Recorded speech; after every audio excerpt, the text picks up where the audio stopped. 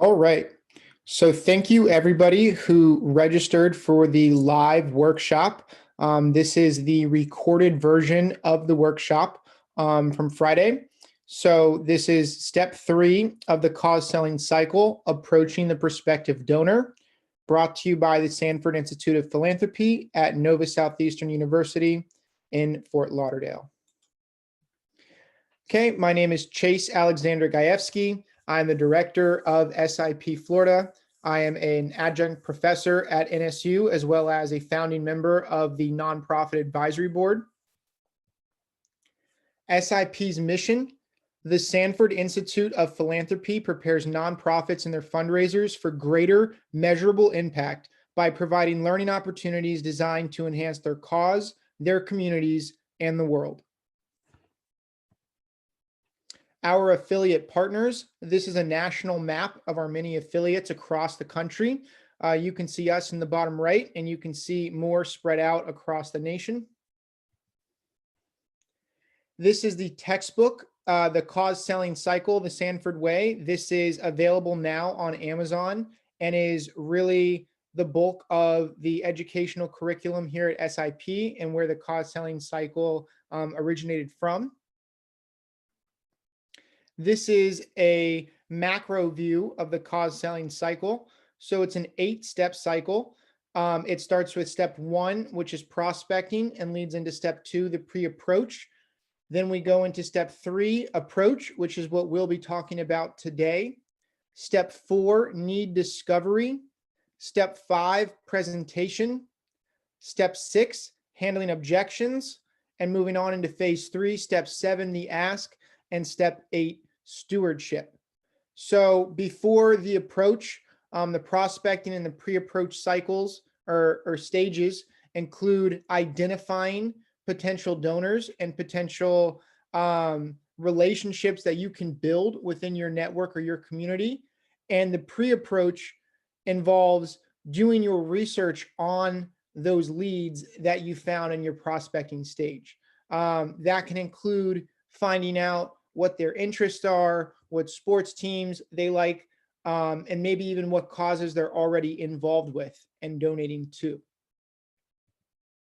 Okay, an outline of today's presentation. We are going to discover ways to capture the interest of prospects.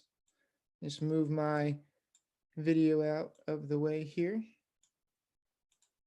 Understand how to make a positive first impression, and find out how to leave the right first impression at your next event or virtual event in today's COVID era.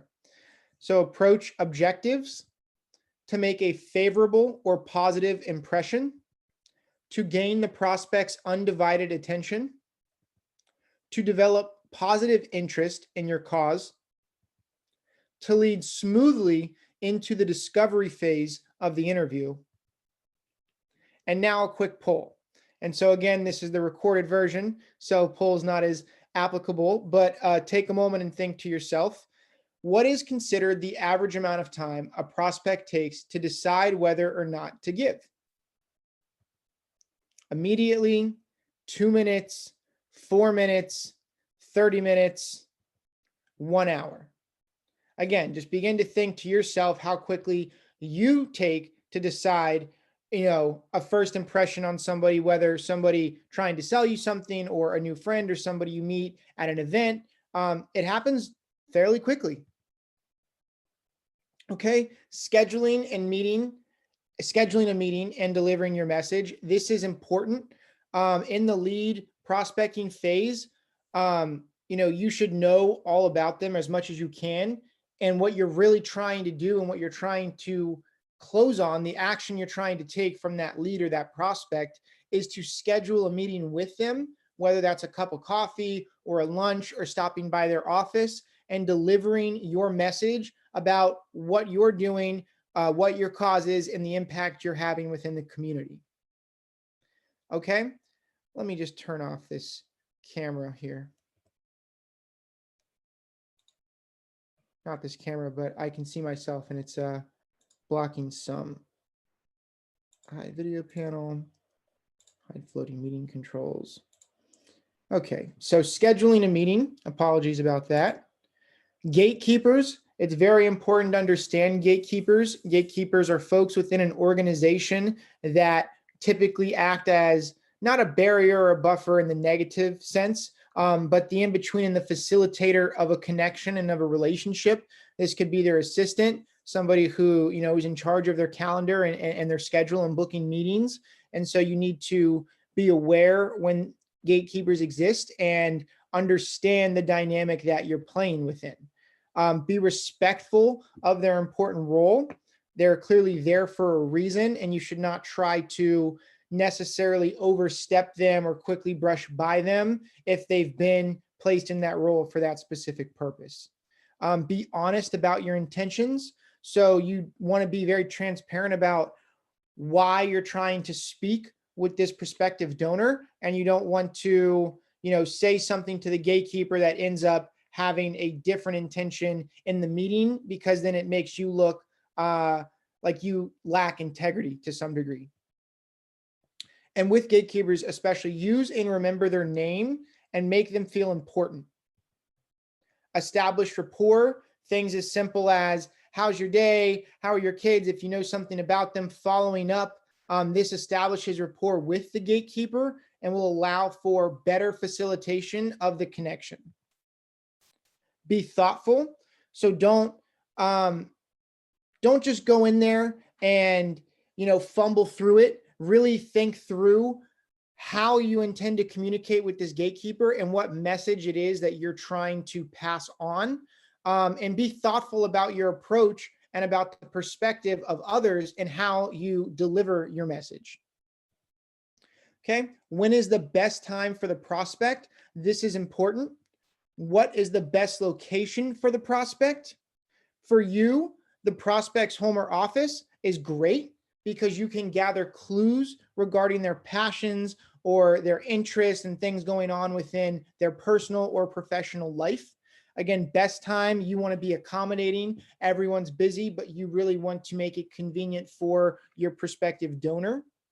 And recognizing that the first appointment often requires prior calls, emails, and letters, again, even text messages. The goal of the approach, and in order to approach them, you want to be in a hopefully one-on-one, not necessarily one-on-one, but a person-to-person setting. Now with COVID, it's a little bit more difficult. Zoom chats are fine, but understand that it's not going to be as soon as you reach out to the prospect, you're having a meeting. This first appointment may take weeks, maybe even months of working to get to the point where you have the first appointment. So don't underestimate the time that it may take in order to go back and forth and build rapport and really get up to the point where you meet in person or via Zoom in some form of digital format. Delivering the message. Your message is a blend of symbols to influence the prospect's attitude or behavior. It involves both verbal and nonverbal elements, which is very important to remember. And if verbal and nonverbal messages are in conflict with one another, the listener generally relies on a nonverbal message. Now, nonverbal messages can include things like crossed arms and folded arms. Some people are cold and they might be folding their arms just because they're cold, but it might be non-verbally signaling to the prospective donor that you're not content with the meeting, or you're frustrated with something, or you're bothered by something, which could very well not be the case. And an additional side on the positive note would be if you continue to nod your head in sort of this tacit approval as folks are talking to show that you understand. This might be misconstrued as approval when you're not meaning to approve necessarily of what's being said. You're really just showing interest in what they're saying. Okay, first impressions, as we all know, you only get one, so you need to make it count. You prepare. An ounce of preparation is worth a pound of cure. If you stumble, if you misstep, again, you obviously want to play it off and do what you can once the ball's in play. But if you can do your research and your homework prior to having that meeting and get a good understanding of who this prospect is, what their interests are, where their focus lies in terms of donations and nonprofit impact that they're trying to have, then you can really cultivate a stronger first impression than you would if you just went in cold. Okay, nonverbal communication. So body language, as we spoke about before, transmits feelings and emotions. This includes things such as facial expressions, stance and posture, grooming, clothing and accessories. You really need to look the part. Now, this can be tailored to your specific audience. I know I personally am in contact with a lot of real estate investors, and typically a little bit more casual in their usual dress. And if you show up in a full suit, they might look at you and say, "Hey, you're really overdressed." And so, in that aspect, it might be better to wear a polo and some jeans when you're going to a meeting with them than going super formal.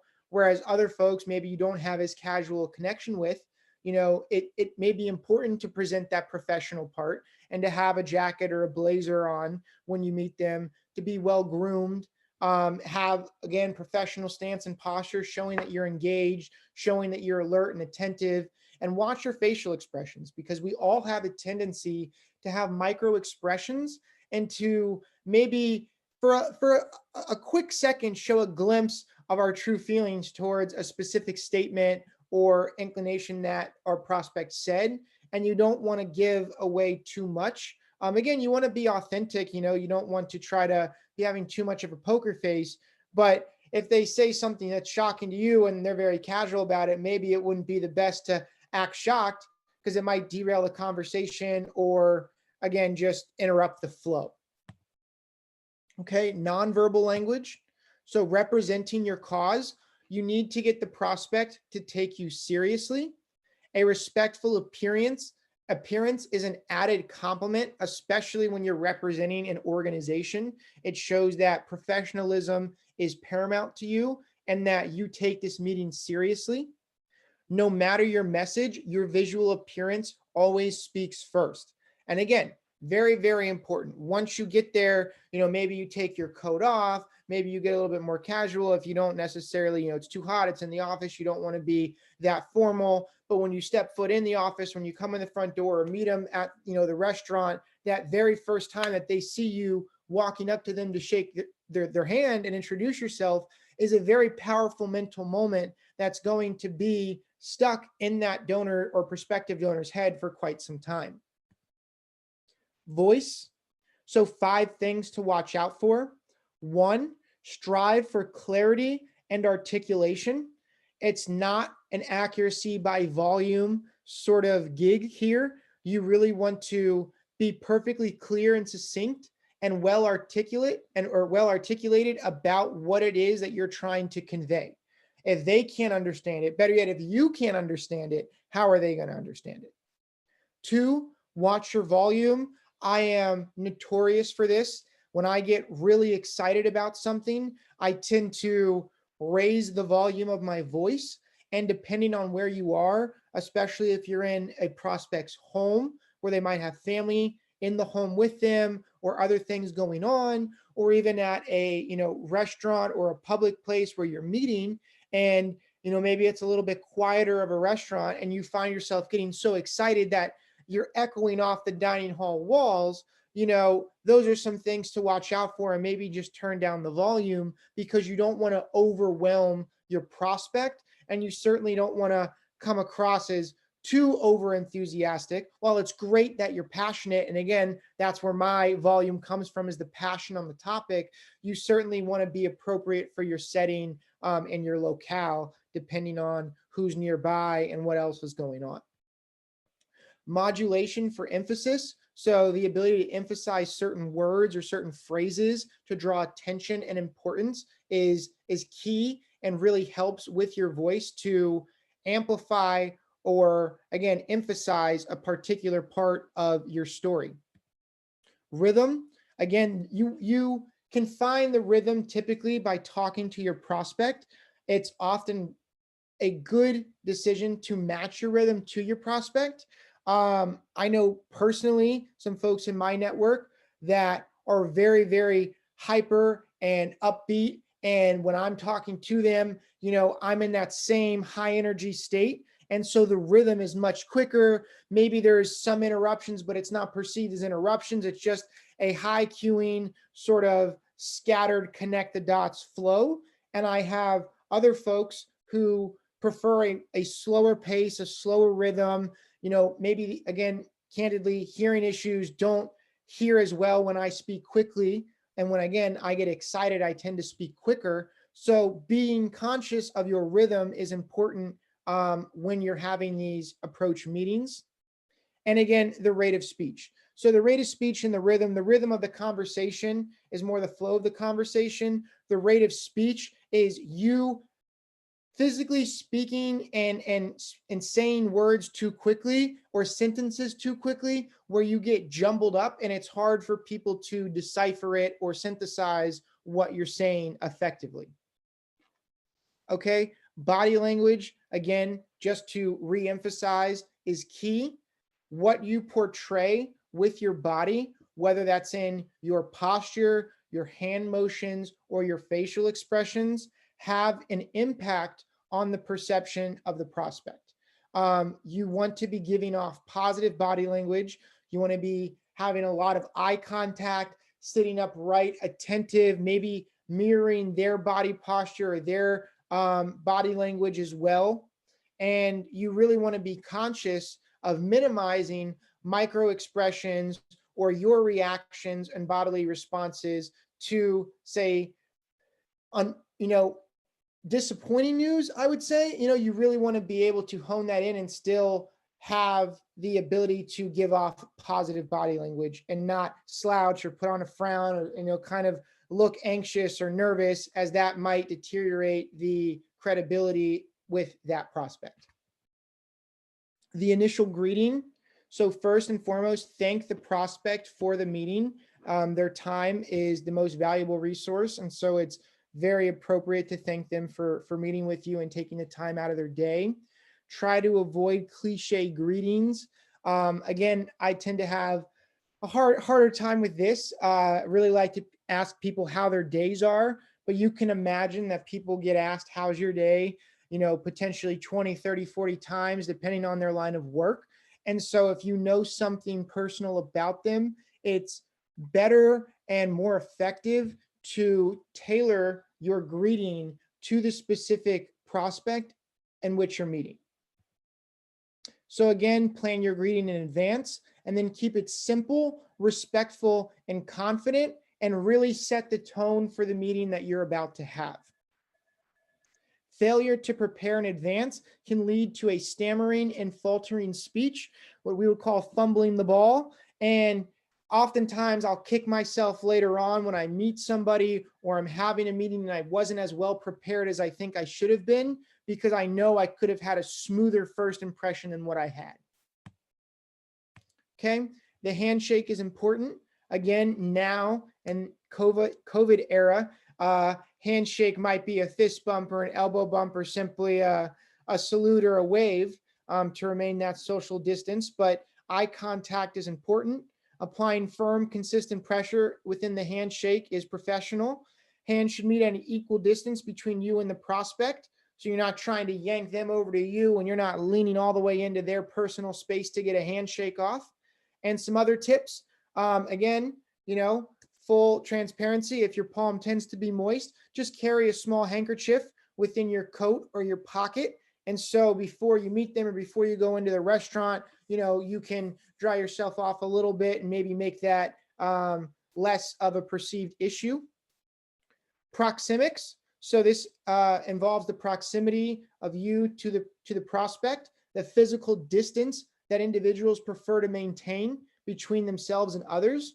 So this, you really have to test, and it's a person by person basis. So some folks I know, as soon as I meet them, will say, I'm a hugger, and will immediately embrace you, and you can see where their comfort zone lies. Some people really prefer a handshake and a conversation across from a table over some lunch, as opposed to casually, on the couch in their house or on their back porch, etc.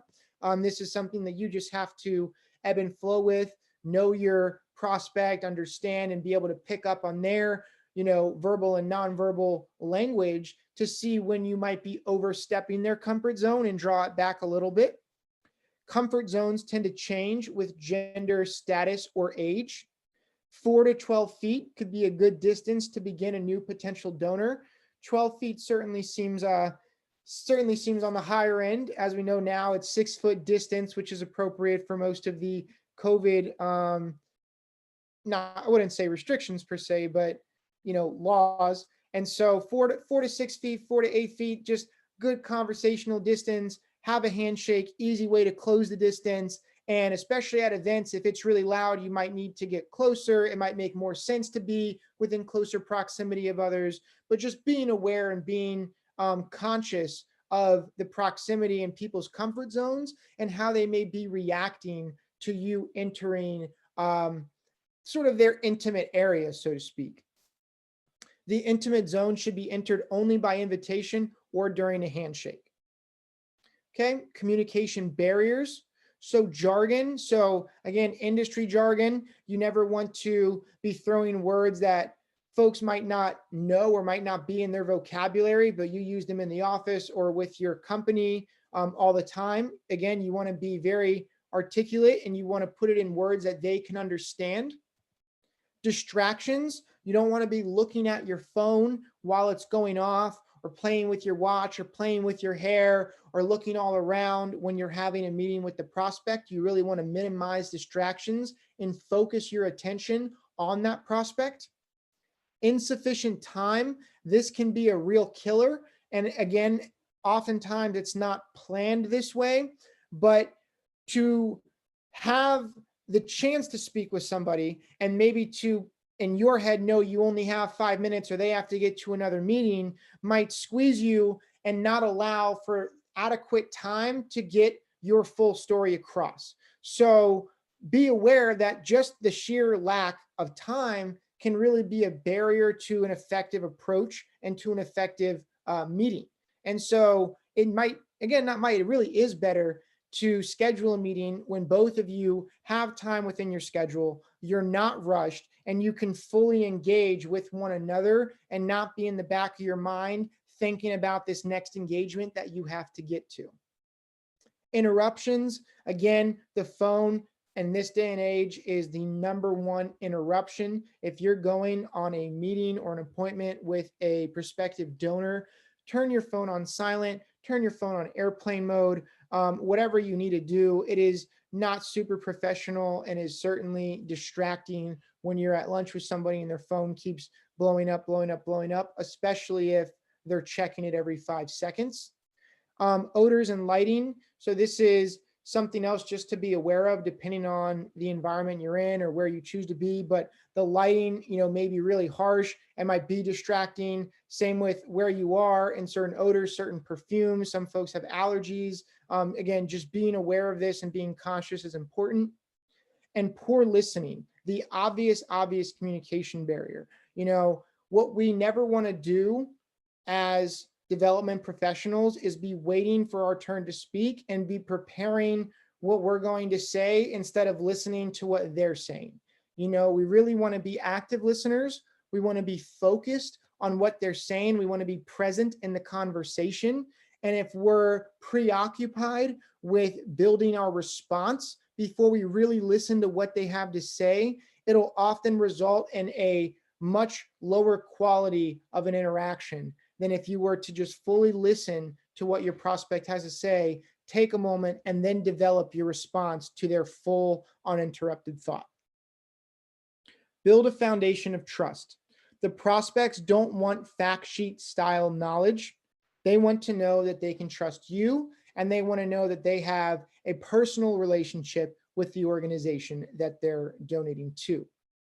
Build trust through a consistent display of integrity, showing that you keep your word, being transparent. All of this, gets bundled into this perspective of integrity that the prospect has of you and your organization.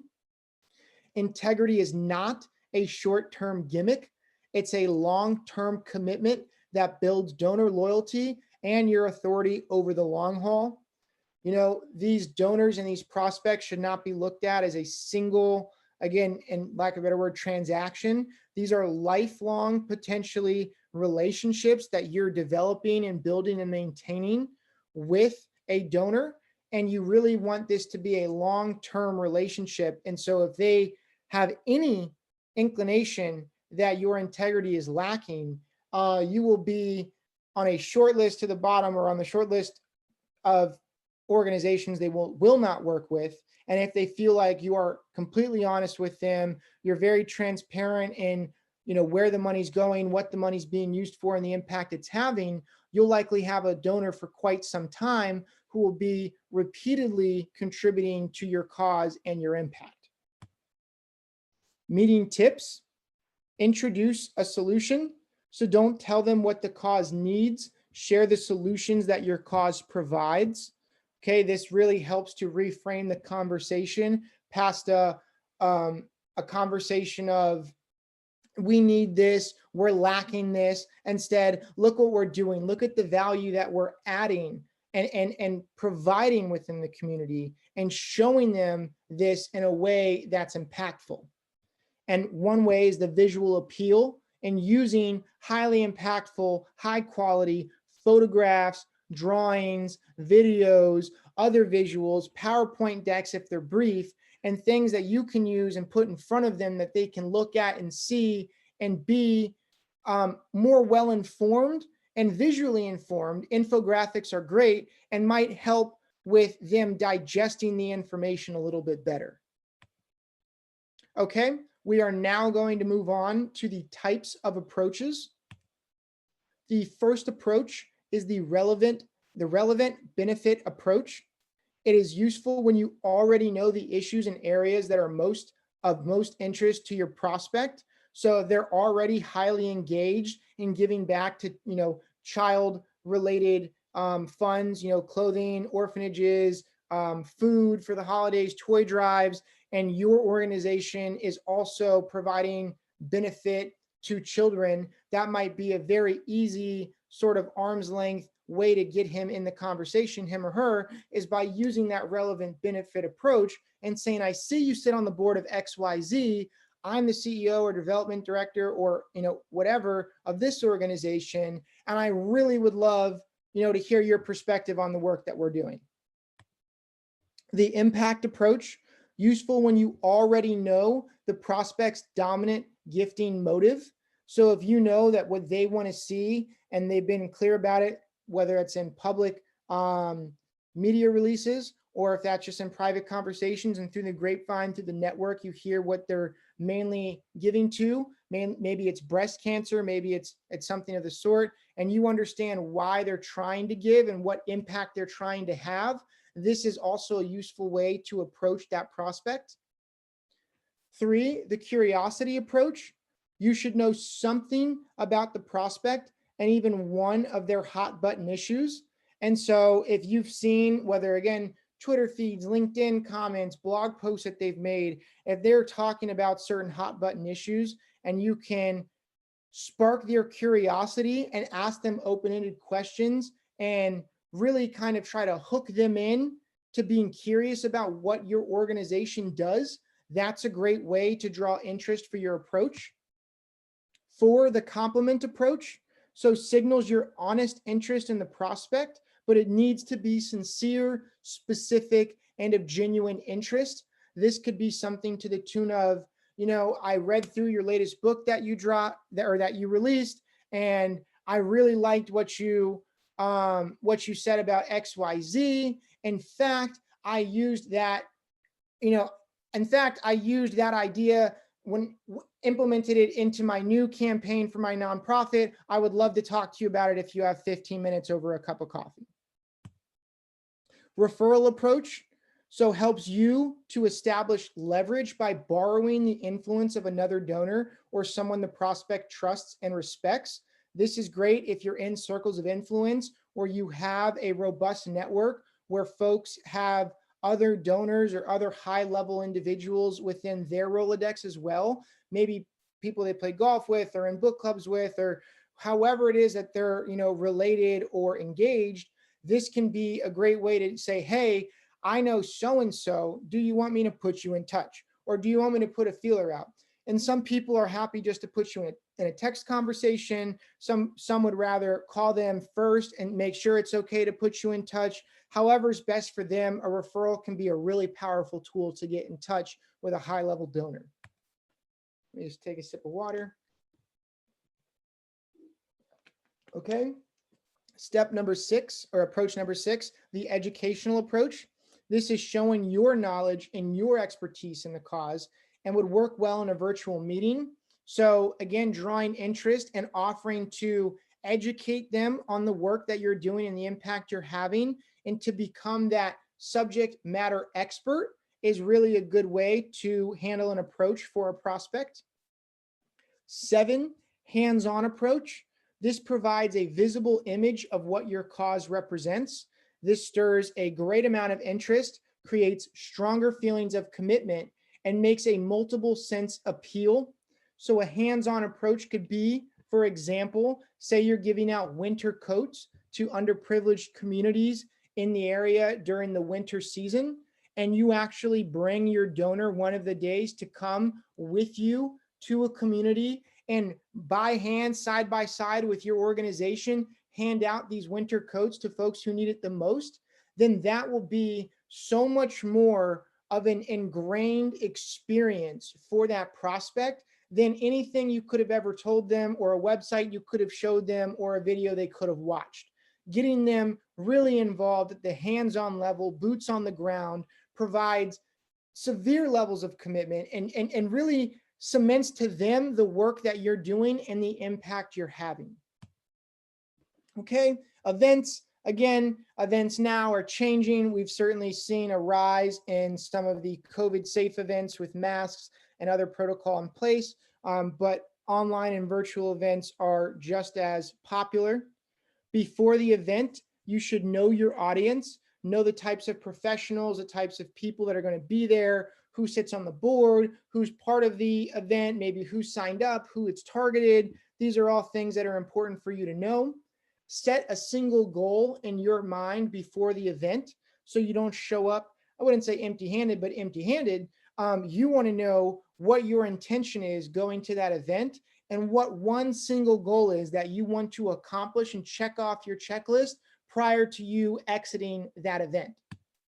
Choose the right type of event. So again, time is the most valuable resource, and being strategic about which events you're attending and why can be a make it or break it decision on if you have the impact or the result you're looking for in acquiring a donor to your organization. Think creatively. So this is important. You never know, again, what the event is or who's going to be there. If you have a booth, if you maybe are just, standing there and walking by, you need to be very creative about your approach and how you intend to leverage the individuals within this event. Budget realness, always, always, always important is understanding your numbers.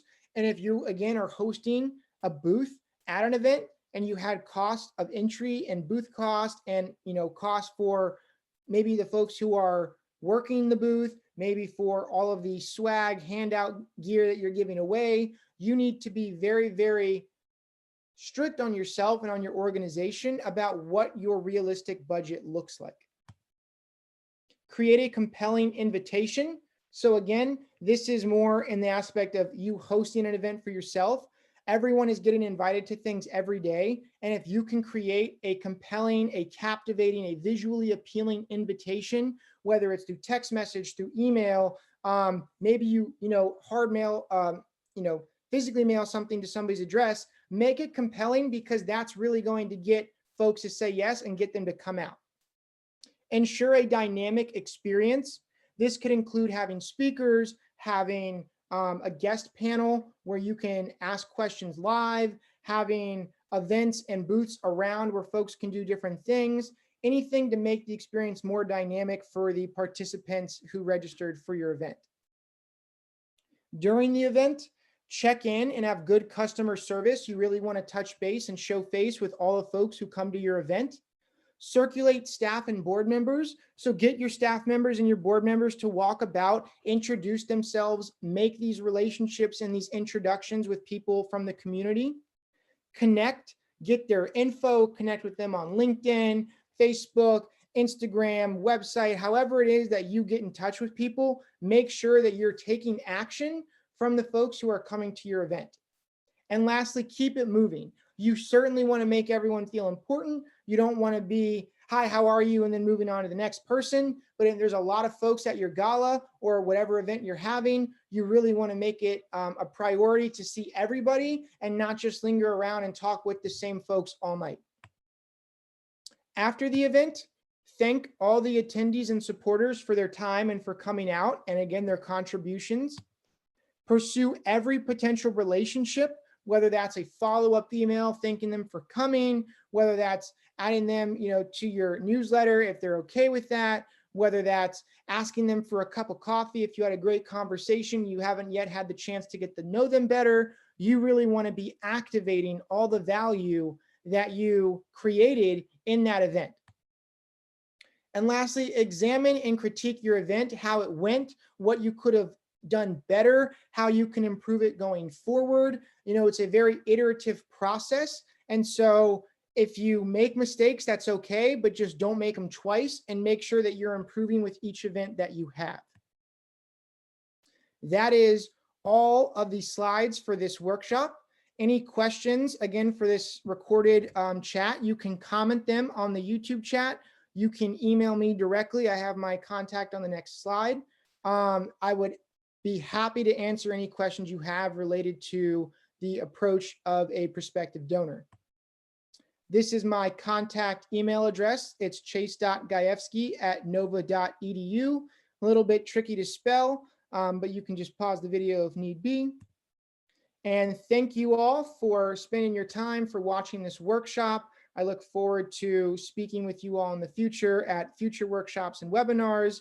And I look forward to 2021 and all of the great work that we have coming out for you all. Thank you.